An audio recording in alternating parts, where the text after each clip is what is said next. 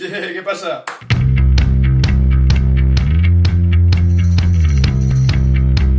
Avui vinc a parlar-vos del Jardí de les Delícies, segona part. Per fi, un any després i uns quants festis de pel mig, esta obra vuelve a les andades. I entre tu i jo, el fes joc, el millor, de visita obligatòria. I espera't, que des de que graves hasta que estiga pujat igual passen 2 anys més, Però antes que tot, si no heu vist el primer vídeo, hauríeu de fer-ho per entendre lo que anem a parlar avui, així que vol deixar per aquí dalt. Ale, a la faena! Monem a la taula central d'este tríptic tan bonico i templat, que és lo que li dona nom a la mateixa obra, el mismísimo Jardín de les Delícies. N'hi ha animals, reals o fantàstics, lo que en llenguatge col·loquial li diríem inventats, i personetes xerrant i fent algo més que xerrar. Usen protecció, hagam-me el favor. I això es vincula en el tapís de Nuremberg, que, ojito, té a cortesans i cortesanes xerrant i jugant a jocs. Un d'ells relacionat amb l'erotisme, si és que anaven calents tot el dia. I això ho dic perquè en l'obra tenim a les personetes com a figures refinades i allargades, tal i com es mostraven els cortesans en les representacions del moment. Segurament perquè ho vegin i diguen, jódeme más,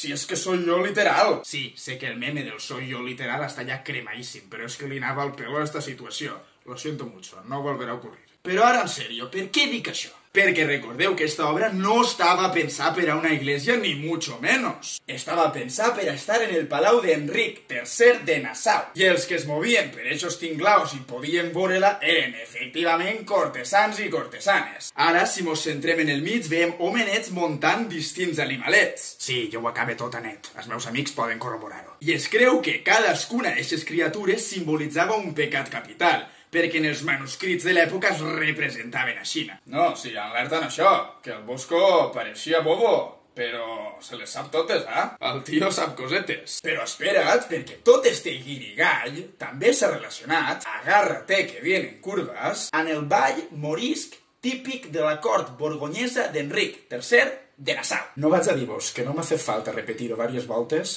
perquè seria mentira. Probablement per a que els cortesanets puguen veure això i pensar, xerrar sobre el salvatge que cadascú portem dins, o fora, això ja depèn de la persona, jo hi no m'estaqui. Entonces, ojito, perquè una funció important de l'obra seria incitar a la conversa, a la xarreta de tota la vida, als cortesans. Lo que seria ara una xarreta a la fresca al carrer dotorejant de tot lo que ha passat pel poble, vamos, lo típic del carrer Nou. Per cert, no m'heu dit res, però m'ha tallat el monyet, També tenim figuretes girades del revés, amb el cap per avall, com diria el zoo, i tampoc ho sabem cert, però igual la intenció del Bosco era mostrar que oro parece, plata no és.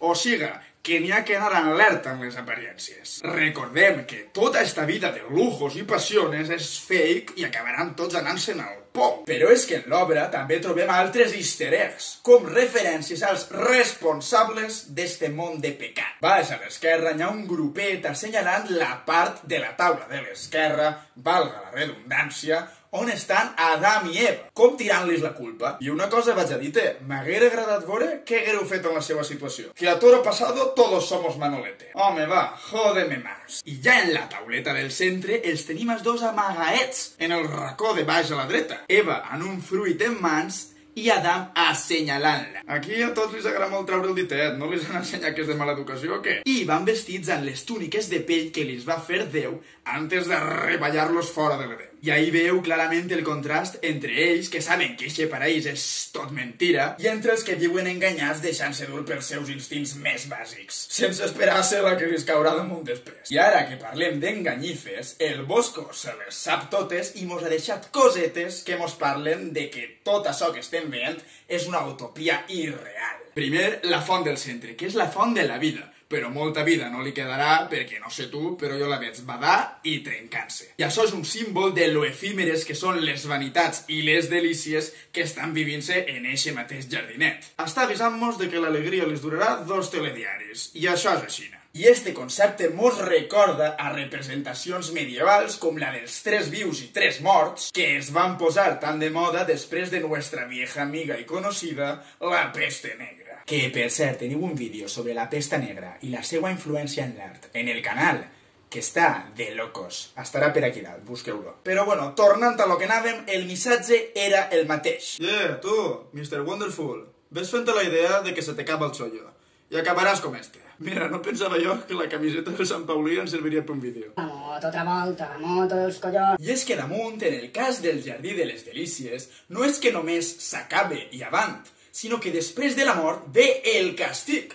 Ya lo que nos faltaba, vamos. A Xina, esta obra estaria també actuant un poc com el manual de l'Ars Moriendi, el arte del bien morir, que van sorgir sobre el segle XV i esta obra és dels primers anys del segle XVI, saps? Alerta en això. I este tipus de manuals tractaven d'evitar que les persones caigueren en les tentacions antes de morir. No, si és que és el festival de les motos, güey. Si és que és el MotoGP i no m'he enterat. I tu pots dir-me, sí, bueno, però aquí això se ho han passat pel pito del sereno i han caigut en totes les tentacions possibles i més. I jo et diré que tens tota la raó del món. Ara estic jo ara per discutir. Però això és perquè no podem mirar la taula central només com a l'obra. Cal veure l'obra sencera. Aquí entraria en joc l'ensenyança moral de tot el tríptic sencer, ja que en la taula de la dreta mos mostra el fatal destino que li espera a tots els pecaors. Que molt agradable no pareix, ja t'ho dic jo. I per això ho havia relacionat en els manuals eixos, perquè tu veus això i no t'entren ganes de pecar. Això segur. I en resum, ja veu que esta obra no s'allunya molt de lo que s'estava fent i difonent per Europa en els segles del gòtic, encara que siga ja de principis del segle XVI. Que si manuals, que si vius i morts, no, si és que éramos todos y parió la abuela. Però, en fi, que en el pròxim capítol fem la taula de la dreta, que és la de l'infern, les conclusions finals i ale, ja mos han llevat la trilogia de damunt, que ja anava sent hora. I si t'agradava, t'agradaria que el compartires i totes aquestes coses que es demanen, que ja fa tant de temps que no faig vídeo que ni me'n recorde. Recorda que baix tens les meues xarxes socials, gaste prou més les personals que les del canal. Les del canal les tinc abandonadíssimes, a més no poder. I res, ja mos veurem. No sé quan tornaré a pujar vídeo, igual de si un mes, que de si un any, que de si dos. Però ja veurem. Ale, molt bé.